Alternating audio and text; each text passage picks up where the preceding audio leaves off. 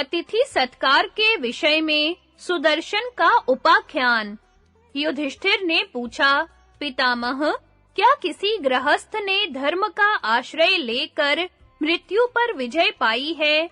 भीष्म जी ने कहा, एक गृहस्थ ने जिस प्रकार धर्म का आश्रय लेकर मृत्यु पर विजय प्राप्त की है, उसके विषय में एक प्राचीन इतिहास का उदाहरण दिया जाता है। प्रजापति मनु के एक पुत्र हुआ, जिसका नाम था इक्ष्वाकु। राजा इक्ष्वाकु सूर्य के समान तेजस्वी थे। उन्होंने 100 पुत्रों को जन्म दिया। उनमें से 10वें पुत्र का नाम दशाशव था, जो माहिष्मती नगरी में राज्य करता था। वह बड़ा ही धर्मात्मा और सत्य पराक्रमी था। उसका पुत्र भी बड़ा धर्मात्मा था। वह इस भूमंडल पर राजा मदिराशव के नाम से प्रसिद्ध हुआ। मदिराशव से द्युतिमान का जन्म हुआ, जो महान तेजस्वी था। उसके विश्व विख्यात सुवीर नामक पुत्र हुआ। सुवीर से दुर्जय और दुर्जय से दुर्योधन का जन्म हुआ, जो अश्विनी कुमार के समान कांतिमान था। वह समस्त राज ऋषियों में श्रेष्ठ समझा जाता था। उसका पराक्रम इंद्र के समान था। वह संग्राम से कभी पीछे पैर नहीं हटाता था। उसके राज्य में इंद्र भली भांति वर्षा करते थे। उसका सारा राज्य और नगर नाना प्रकार के रत्न, पशु और धन धान्य से परिपूर्ण था। उसके राष्ट्र में कोई दीन, दुखी, रोगी या दुर्बल मनुष्य नहीं था। राजा दुर्योधन अत्यंत उदार, मृदुभाषी, किसी के दोष न देखने वाला, जितेंद्रिय, धर्मात्मा, कोमल स्वभाव वाला और पराक्रमी था। वह कभी अपनी झूठी प्रशंसा नहीं करता था। समय-समय पर यज्ञों का अनुष्ठान करता, सत्य बोलता, दान देता और किसी का भी अपमान नहीं करता था। वह वेद वेदांगों का पारंगत विद्वान था। एक बार देव नदी नर्मदा उस पुरुष सिंह पर आसक्त होकर उसकी पत्नी बन गई। दुर्योधन ने उसके गर्भ से एक कमल लोचना कन्या उत्पन्न की, जिसका नाम था सुदर्शना। वह नाम के अनुसार ही रूप में भी सुदर्शना थी।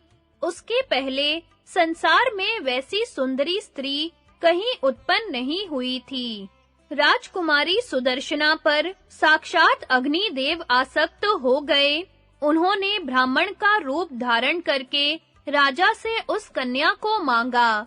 राजा ने कन्या के शुल्क रूप में भगवान अग्नि से यह वरदान मांगा, अग्निदेव, आपको इस नगर की रक्षा के लिए सदा इसके समीप रहना होगा।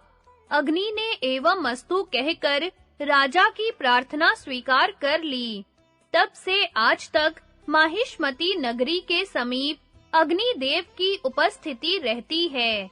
दक्षिण दिशा की विजय करते समय सहदेव ने भी उनका दर्शन किया था। तदनंतर राजा दुर्योधन ने कन्या को वस्त्र आभूषणों से विभूषित कर उसे अग्निदेव को समर्पित कर दिया और अग्नि ने वैदिक विधि के अनुसार सुदर्शना को अपनी पत्नी बनाया। उसका रूप, स्वभाव, उत्तम कुल, शरीर की गठन और शोभा देखकर अग्निदेव बहुत प्रसन्न हुए और उन्होंने उसमें गर्भाधान करने का विचार किया। कुछ काल के पश्चात उसके गर्भ से एक पुत्र हुआ, जिसका नाम सुदर्शन रखा गया। वह रूप में पूर्ण चंद्रमा के समान मनोहर था और उसे बचपन में ही सनातन पर ब्रह्म का ज्ञान हो गया था। उन दिनों राजा नृक के पितामह ओघवान इस पृथ्वी पर राज्य करते थे। उनके ओघवती नाम वाली एक कन्या थी, जो देव कन्या के समान सुंदरी थी। उन्होंने स्वयं आकर अपनी कन्या सुदर्शन को पत्नी रूप में प्रदान कर दी। सुदर्शन ओघवती के साथ कुरुक्षेत्र में रहकर गृहस्थ धर्म का पालन करने लगे। वे बड़े बुद्धिमान और तेजस्वी थे। उन्होंने यह प्रतिज्ञा कर ली कि मैं गृहस्थ रहकर भी मृत्यु को जीत लूंगा। एक दिन सुदर्शन ने अपनी पत्नी ओघवती से कहा, कल्याणी, तुम कभी किसी अतिथि की इच्छा के प्रतिकूल न करना। जिस वस्तु से अतिथि को संतोष हो, वह सदा उसे देती रहना। अपना शरीर दान करने का भी अवसर आ जाए, तो मन में कभी अन्यथा विचार न करना, क्योंकि गृहस्थों के लिए अतिथि सेवा से बढ़कर दूसरा कोई धर्म नहीं है। यदि तुम्हें मेरा वचन मान्य हो, तो तुम सदा इस बात को याद रखना। यह सुनकर ओघवती ने दोनों हाथ जोड़ मस्तक में लगाकर कहा, प्राणनाथ, आपकी आज्ञा से कोई भी ऐसा कार्य नहीं है जो मैं न कर सकूं। तत्पश्चात एक दिन अग्निपुत्र सुदर्शन यज्ञ की समिधा लाने के लिए बाहर गए हुए थे। उसी समय उनके घर पर एक ब्राह्मण अतिथि के रूप में आया और ओघवती से कहने लगा, सुंदरी, यदि तुम गृहस्थोचित धर्म का आदर करती हो, तो मेरा सत्कार करो। ब्राह्मण के ऐसा कहने पर उस यशस्विनी राजकन्या ने वेदोक्त विधि से उनका पूजन किया और आसन तथा पाद्य अर्घ्य आदि निवेदन करके पूछा, विप्रवर, आपको किस वस्तु की आवश्यकता है? आपकी सेवा में क्या भेंट करूं? ब्राह्मण ने कहा, कल्याणी, मुझे तुमसे ही काम है। यदि गृहस्थ धर्म को मान्य समझती हो, तो अपना शरीर दान करके मेरा प्रिय कार्य करो। राजकन्या ने दूसरी कोई अभीष्ट वस्तु मांगने के लिए ब्राह्मण से बहुत अनुरोध किया, किंतु उसने उसके शरीर के सिवा और कोई वस्तु नहीं मांगी। तब उसे अपनी स्वामी की आज्ञा का स्मरण हो आया और उसने लजाते-लजाते हाँ कहकर उस ब्राह्मण का कथन स्वीकार कर लिया। तदनंतर ब्राह्मण ने मुस्कुराकर ओघवती के साथ घर के भीतर प्रवेश किया। थोड़ी देर बाद अग्निपुत्र सुदर्शन समिधा लेकर लौटा और आश्रम के द्वार पर पहुंचकर अपनी पत्नी को पुकारने लगा। वह बारंबार पूछता, देवी, तुम कहाँ चली गई? किंतु वह राजकन्या अपने स्वामी को कोई उत्तर नहीं देती थी। अतिथि रूप में आए हुए उस ब्राह्मण ने उसका स्पर्श किया था। इससे वह अपने को दूषित मान रही थी, अतः स्वामी से लज्जित होकर वह चुप रह गई, कुछ भी बोल न सकी। तब सुदर्शन फिर पुकार कर कहने लगा, मेरी साध्वी स्त्री कहाँ है? वह कहाँ चली गई? मेरी सेवा से बढ़कर कौन सा गुरुतर कार्य उस पर आ पड़ा? सदा सरल भाव से रहने और सत्य बोलने वाली मेरी पतिव्रता पत्नी आज पहले की तरह मुस्कुराती हुई आगे आकर मेरा स्वागत क्यों नहीं करती? यह सुनकर आश्रम के भीतर बैठे हुए ब्राह्मण ने जवाब दिया, अग्नि कुमार, तुम्हें मालूम होना चाहिए कि मैं ब्राह्मण हूँ और तुम्हारे घर पर अतिथि के रूप में आया हूँ। तुम्हारी स्त्री ने अतिथि सत्कार के द्वारा मेरी इच्छा पूर्ण करने का वचन दिया है, तब मैंने इसे ही वरण किया है। इसी के अनुसार यह सुमुखी मेरी सेवा में उपस्थित हुई है, अतः अब तुम्हें जो उचित प्रतीत हो वह करो। परंतु सुदर्शन मन, वाणी, नेत्र और क्रिया से भी ईर्ष्या और क्रोध का त्याग कर चुके थे। वे हंसते-हंसते बोले, विप्रवर, आप अपनी इच्छा पूर्ण कीजिए, इससे मुझे बड़ी प्रसन्नता है, क्योंकि घर पर आए हुए अतिथि का पूजन करना गृहस्थ के लिए सबसे बड़ा धर्म है। जिस गृहस्थ के घर पर आया हुआ अतिथि पूजित होकर जाता है, उसके लिए उससे बढ़कर दूसरा कोई धर्म नहीं बताया गया है। मेरे प्राण, मेरी स्त्री तथा मेरे पास जो कुछ धन दौलत है, वह सब अतिथि के लिए निछावर है, ऐसा मैंने व्रत ले रखा है।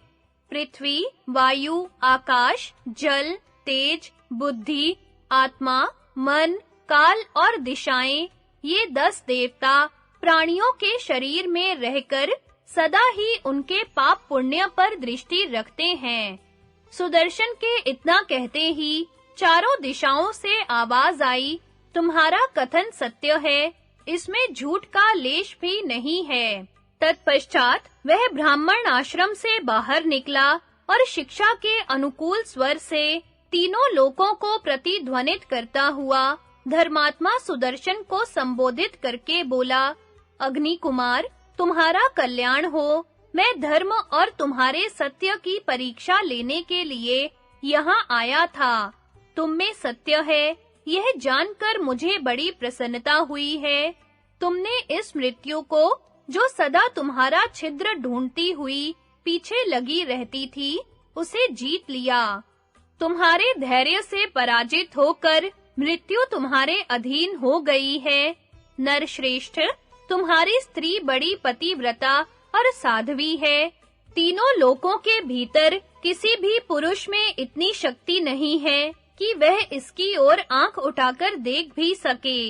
यह अपने पातिव्रत्य के द्वारा तथा तुम्हारे गुणों से सदा सुरक्षित है।